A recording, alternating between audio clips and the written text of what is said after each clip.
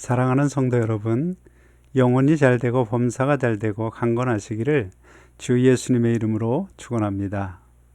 오늘은 부활 관련 네 번째 말씀으로 부활의 순서와 때 그리고 부활의 몸에 관하여 기록된 고린도전서 15장의 말씀을 기초하여 하나님이 나타내신 뜻을 살펴보고자 합니다.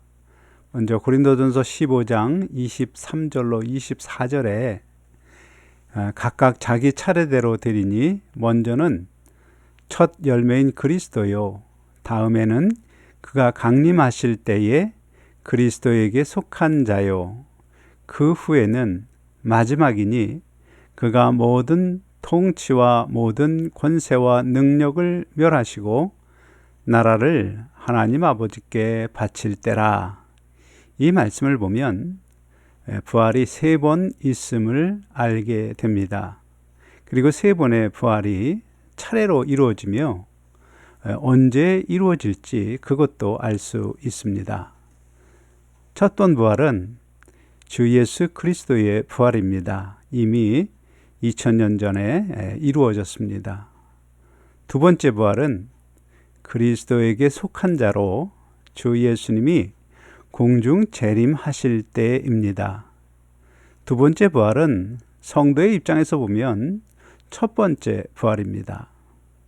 그때 첫 부활에 합당한 성도는 영화로운 몸으로 부활하여서 공중에서 기쁨으로 주 예수님을 영접할 것입니다. 이 첫째 부활에 참여하지 못하는 성도는 환난을 거치게 됩니다. 그리고 성도의 둘째 부활은 주 예수님이 첫째 부활한 성도들과 함께 왕으로 다스리시며 모든 원수를 멸망시키신 후에 하나님께 나라를 바칠 때임을 알 수 있습니다.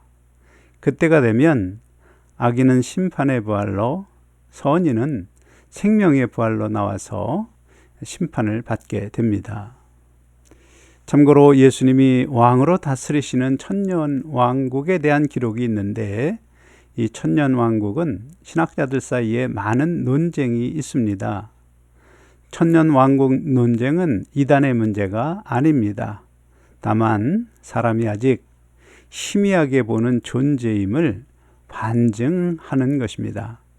하여간 주님이 왕으로 다스리시며 모든 악한 것을 멸하신다는 것은 분명합니다. 그리고 고린도전서 15장 28절에 만물을 그에게 복종하게 하실 때에는 아들 자신도 그때 만물을 자기에게 복종하게 하신 이에게 복종하게 되리니 이는 하나님이 만유의 주로서 만유 안에 계시려 하심이라. 이 말씀의 만유의 개념은 온 우주를 뜻합니다.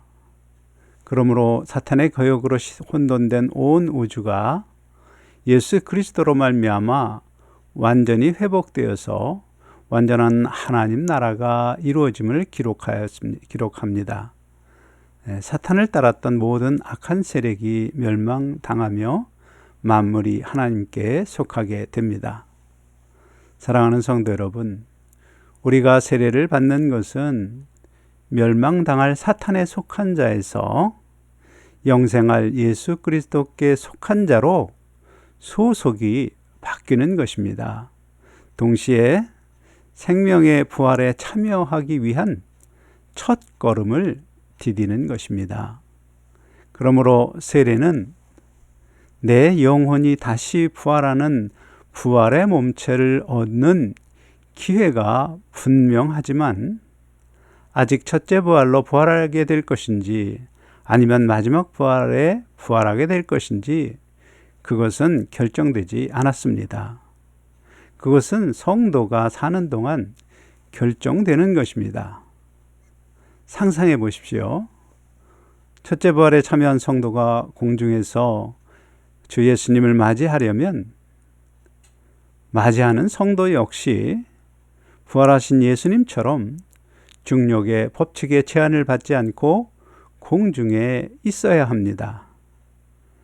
그들이 바로 영광의 형체로 부활한 사람들입니다. 그리고 이어서 사도 바울은 고린도전서 15장 31절에 형제들아 내가 그리스도 예수 우리 주 안에서 가진 바 너희에 대한 나의 자랑을 두고 단언하노니 나는 날마다 죽노라 말합니다. 사람이 매일 죽을 수 있을까요? 한 번 죽으면 끝인데 어떻게 다음 날에도 또 죽을 수 있겠습니까? 그러므로 사도 바울이 말한 죽음이란 육체의 죽음을 말하는 것이 아니라 나를 죄악의 습관대로 살도록 끌고 가는 옛사람의 생명이 죽는 것을 말합니다. 이것이 첫째 부활을 바라본 사도 바울의 신앙생활 원칙입니다. 사실 우리는 세례를 받았어도 변하지 않고 여전히 삶은 옛 습관대로 살아가려 합니다. 이때 내 마음은 거듭난 새 사람 곧 하나님을 알고 하나님의 말씀을 지키려는 새 생명이 나의 옛 생명과 전쟁하는 영적 전쟁터가 됩니다. 담배를 예로 설명하면 옛 습관은 담배를 피도록 요구합니다.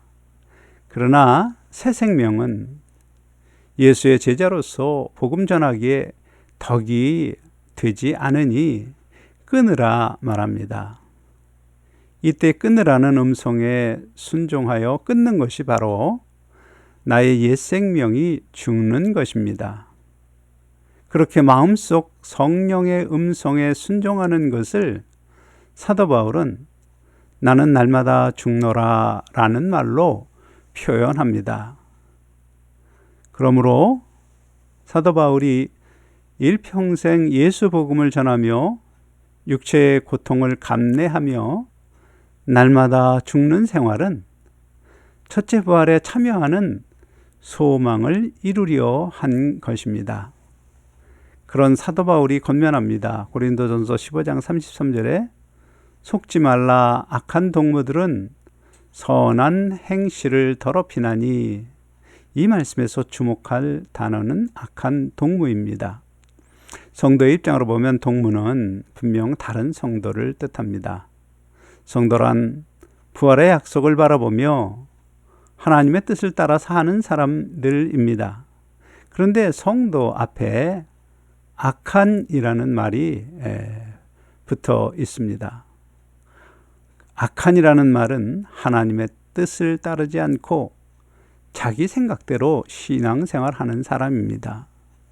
그런 사람의 특징은 자기가 죄를 범하면 회개하는 것이 아니라 자기 주변에 있는 사람들도 그 죄 가운데로 함께 끌고 가려는 경향이 있습니다. 그런 타락한 성도를 만나면 반드시 책망하고 또 부활 소망으로 살도록 권면해야 합니다.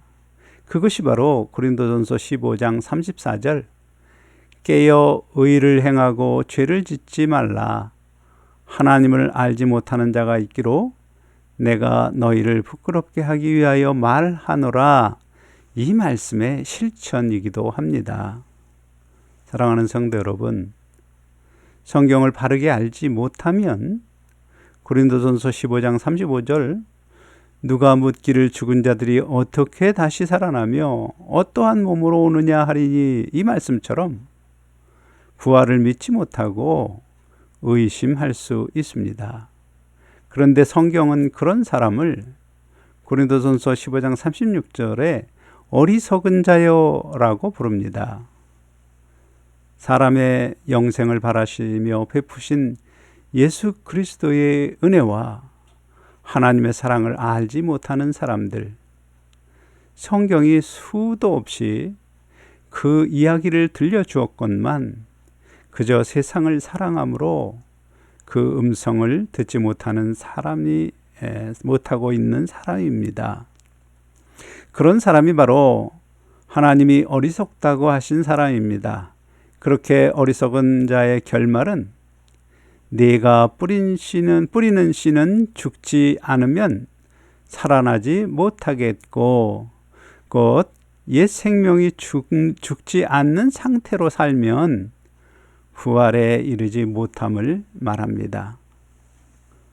이제 사도 바울은 부활의 몸에 대하여 설명합니다. 고린도전서 15장 37절에 또 내가 뿌리는 것은 장래의 형체를 뿌리는 것이 아니요 다만 밀이나 다른 것의 알맹이 뿐이로되, 이 말씀은 매우 중요합니다. 장래의 관점, 그러니까 부활 후 세상의 관점으로 보면 우리의 신앙생활은 하나의 종자가 되는 과정입니다. 그리고 그 종자가 나중에 어떤 형체가 될 것이며 그 형체는 그 나중에 알게 된다는 뜻입니다. 이 세상에는 수만 가지, 아니 셀 수 없이 많은 셀 수 없을 정도로 많은 종자가 있는 것처럼 우리의 신앙생활로 만들어지는 종자 또한 다양합니다. 사람이 이분법적으로 하나님을 사랑하고 세상을 미워하는 사람, 혹은 세상을 사랑하고 하나님을 사랑하지 않는 사람, 그렇게 둘로 나뉘는 것이 아닙니다. 때로는 생명을 다 바쳐서 하나님을 사랑하는 것 같은 사람도 어느 순간 세상의 미혹에 넘어져 있는 사람도 있고, 인생을 하나님과 상관없이 산 사람도 어떤 순간에 하나님을 가장 사랑하는 사람이 되기도 합니다. 어떤 이는 하나님을 처음부터 끝까지 사랑하기도 하고, 반대로 세례는 받았지만 처음부터 세상을 사랑하고 끝까지 세상을 사랑한 사람도 있습니다. 다시 말해서 인생이라는 긴 시간 동안에 각각 사람이 뿌린 종자는 결코 둘 중 하나가 아닙니다. 셀 수 없이 다양하고 많은 인생이 있고, 그 모든 것이 사람의 마음을 보시는 하나님 앞에 기억되어서 하나의 종자로 결정됩니다. 그리고 고린도전서 15장 38절에 하나님이 그 뜻대로 그에게 형체를 주시되 각 종자에게 그 형체를 주시느니라. 이 말씀대로 각각 종자별로 다른 부활의 형체로 주시는 것입니다. 그리고 고린도전서 15장 39절로 40절은 우리가 이해할 수 있도록 우리가 볼 수 있는 육체를 들어 가지고 예를 설명합니다. 곧 육체는 다 같은 육체가 아니니 하나는 사람의 육체요, 하나는 짐승의 육체요, 하나는 새의 육체요, 하나는 물고기의 육체라. 하늘에 속한 형체도 있고 땅에 속한 형체도 있으나 하늘에 속한 것의 영광이 따로 있고 땅에 속한 것의 영광이 따로 있으니, 육체가 한 종류가 아니라 다양하다는 것을 말합니다. 그런데 주목할 말씀이 있습니다. 바로 하늘에 속한 것의 영광이 따로 있고 땅에 속한 것의 영광이 따로 있으니, 곧 하늘에 속한 육체나 땅에 속한 육체나 물에 속한 육체나 다 영광이 따로 있으며 그 영광이 다르다는 것입니다. 가령 사람의 생각에 하늘에 속한 육체만이 영광이 있다고 생각한다면 그것은 성경적 생각이 아닙니다.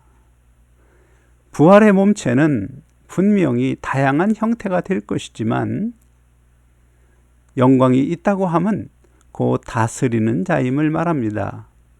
왜냐하면 영광이란 동전의 양면같이 반드시 다스림의 권세가 같이 가는 말입니다.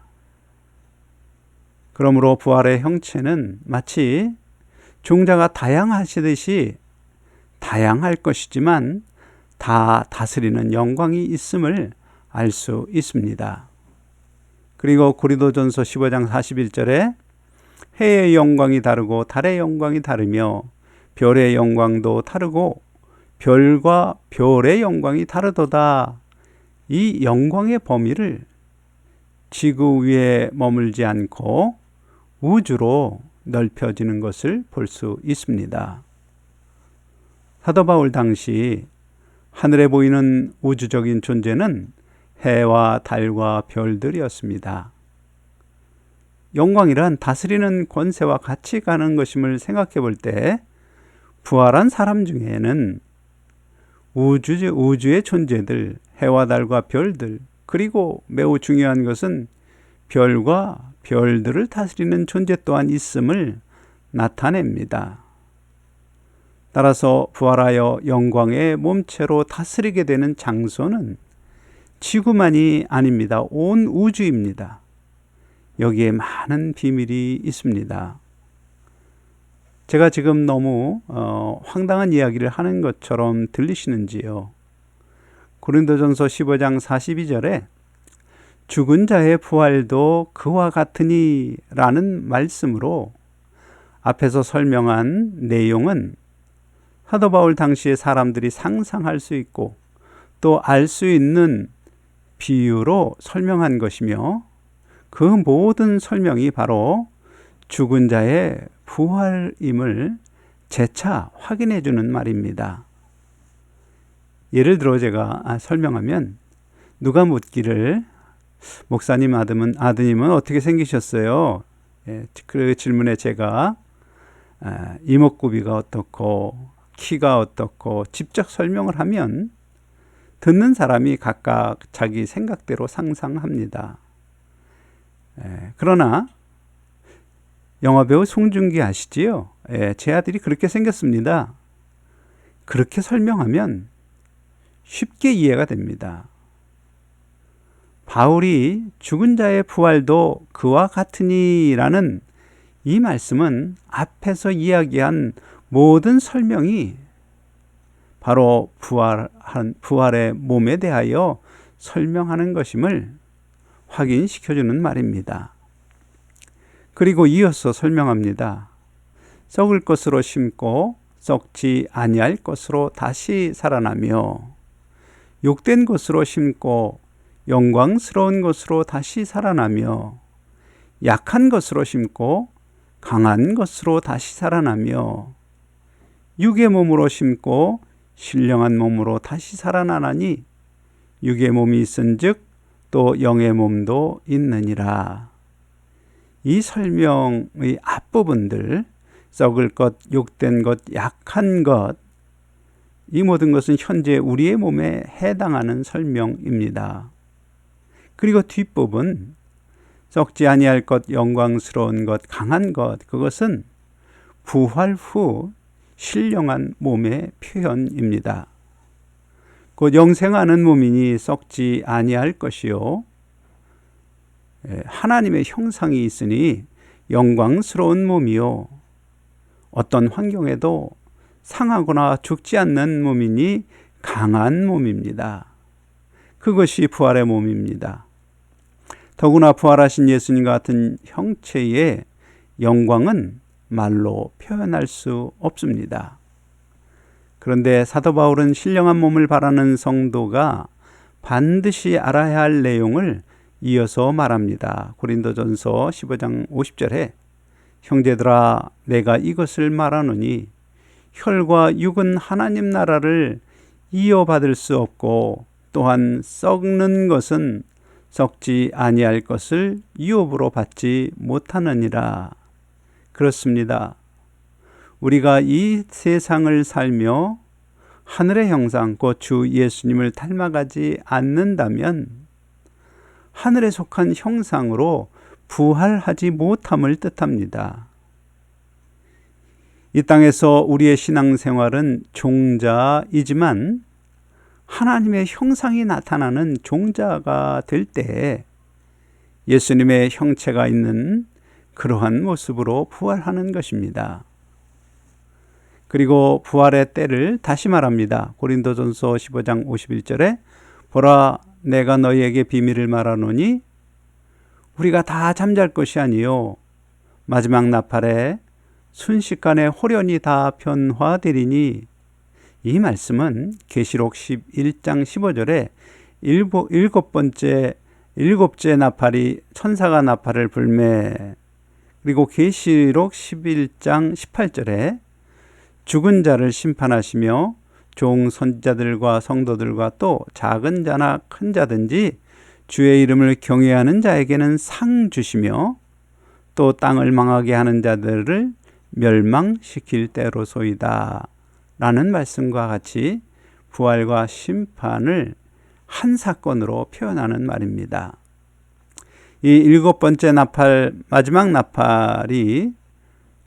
나팔에 부활하며 순식간에 호련히 다 변화할 것인데 그 대상이 죽은 자입니다.